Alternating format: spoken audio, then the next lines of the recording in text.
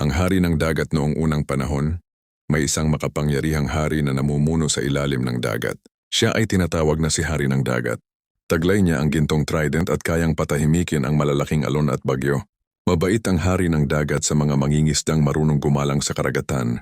Binibigyan niya sila ng masaganang huli at ligtas na paglalayag. Ngunit galit siya sa mga taong nagtatapon ng basura sa dagat at sumisira sa mga korales. Isang araw may batang mangingisdang nagngangalang Lito na nakakita ng pagong na sugatan dahil sa lambat na iniwan sa dagat. Tinulungan niya ito at maingat na ibinalik sa tubig. Hindi niya alam na ang pagong pala ay alaga ng hari ng dagat. Kinagabihan lumitaw ang hari ng dagat mula sa malalim na karagatan. Kumislap ang kanyang korona habang sinabi niya, "Dahil sa kabutihan mo, pagpapalain ko ang inyong baryo." Mula noon dumami ang isda sa kanilang lugar at naging malinis ang dagat dahil nagtulungan ang mga tao na pangalagaan ito. At si Lito ay nakilala bilang batang kaibigan ng hari ng dagat.